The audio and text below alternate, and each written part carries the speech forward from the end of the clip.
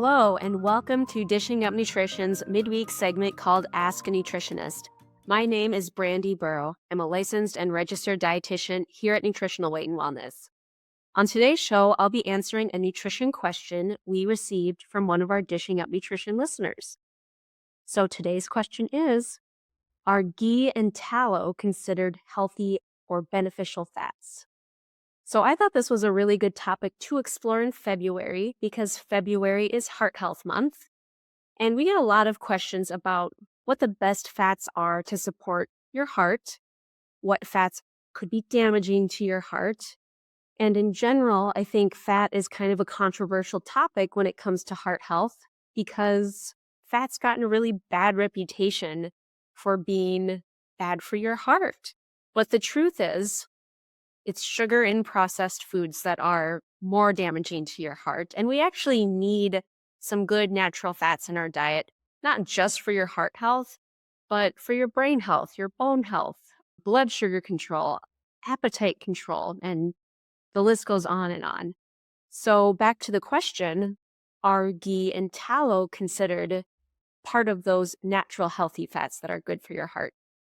Well, I'm just going to start with the punchline and say that yes, ghee and tallow can be considered healthy fats.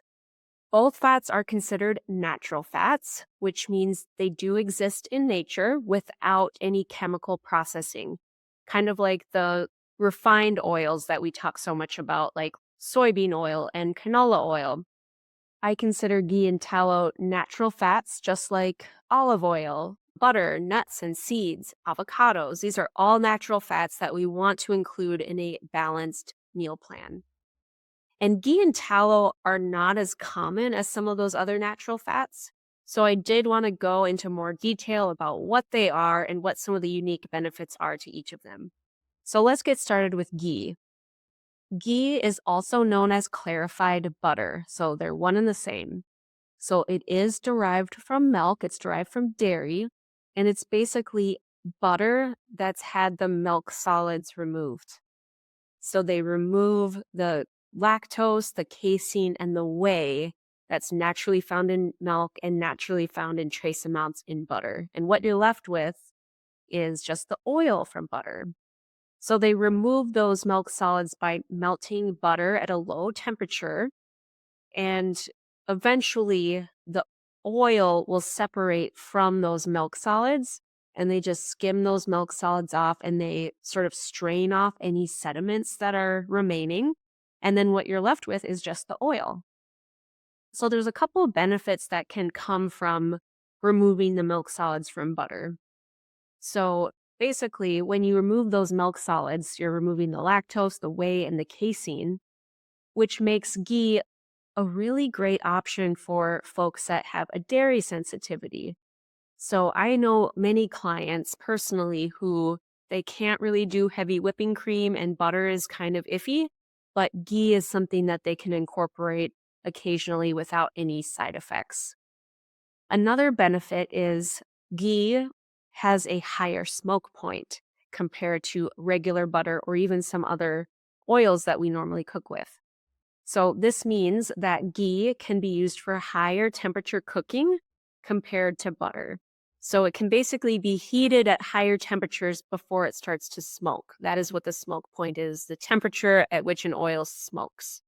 If you see smoke when you're cooking with any oil, that basically means that the fat has been damaged. It's heated beyond its smoke point, and it is now considered a damaged fat. So if you see that happening in the pan with any oil, whether it's olive oil or butter, best just to toss that out and start fresh and avoid heating it that high again. So the smoke point for butter is 350 degrees Fahrenheit, but the smoke point for ghee or clarified butter is somewhere around 465 and 485 degrees Fahrenheit. So much higher smoke point, which means you can roast in the oven much hotter. You can sear things on the stove top at a higher heat. You can do stir fries with it. So it's just a pretty versatile cooking oil in a lot of ways. When it comes to quality, when you're selecting ghee or clarified butter, I would recommend choosing ghee that comes from grass-fed beef. Just like we suggest when it comes to butter or cream, you want to choose dairy products that come from healthy animals, grass-fed, pasture-raised, and organic if possible. That is just going to ensure that you get the best nutrient profile. Something to be aware of is that I have seen plant-based ghees or vegetarian or vegan ghees, meaning that it is not derived from milk, but actually made with various vegetable oils. So just like you've seen like butter substitutes that are made with vegetable oil, there are ghees out there that are made with vegetable oil, which actually is a very processed and refined fat. That is the type of fat that you actually want to avoid because these are the types of fats that increase inflammation in the body and can actually increase your risk for developing heart disease. So you're much better just sticking with the real deal, going for real clarified butter, real ghee that is derived from dairy. Same goes with butter. Now let's move on to the other fat that our listener was asking about, tallow. This one might be even more unfamiliar to some of you. I don't think you see this a lot in stores, but tallow is basically the fat that has been rendered from beef. So it's very similar to lard, which is derived from pork, but tallow, again, is derived from beef. So very similar fats. And tallow can be considered a healthy fat, but kind of like we just talked about with ghee, I would recommend choosing tallow that comes from healthy animals.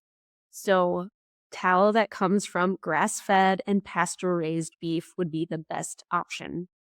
And this is because animals, even humans, will store toxins in our fat cells.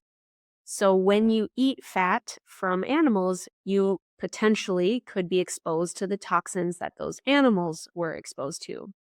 So that's why it's really important to choose the best quality that fits within your budget when it comes to animal-based proteins and animal-based fats like tallow, like ghee, like butter, like cream. If you can remember that, you're doing great. Nutritionally, tallow carries some unique benefits, just like ghee did. Well, first of all, tallow is completely dairy-free, so even somebody with a dairy allergy could use tallow in their cooking. And similar to ghee, it also has a higher smoke point than some other cooking oils. So the smoke point for tallow is about 400 to 420 degrees Fahrenheit. So it's slightly higher than butter, slightly higher than olive oil, which also makes it a good choice for pan searing, stir frying, or roasting things in the oven. So just to recap, I would say yes, ghee and tallow are considered healthy fats, but it is recommended to choose ghee and tallow that come from grass-fed, pasture-raised animals as often as you can to improve the nutrient content.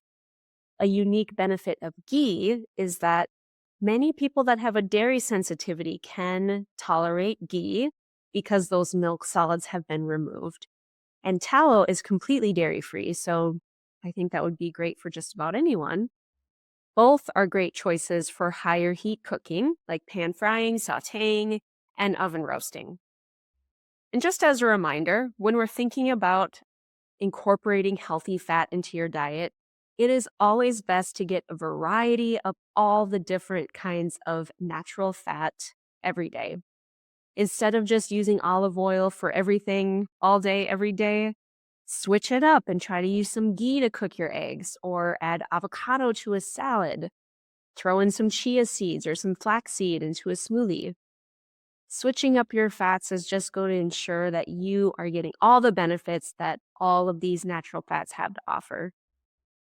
Well, that is it for today's episode of Dishing Up Nutrition's Ask a Nutritionist. If you like this episode, if you found it helpful, be sure to leave us a rating or a review on your favorite podcast app so we can help even more people make the connection between what they eat and how they feel. And if you have a question that you'd like us to answer, join our private Dishing Up Nutrition Facebook community. All you have to do is search Dishing Up Nutrition on Facebook, And once you've joined, you can ask whatever nutrition questions you have. You can also call us at 952-641-5233 and leave your question in our Dishing Up Nutrition voicemail inbox. Don't be shy. If you have a question, just let us know. Thanks for listening and have a great day.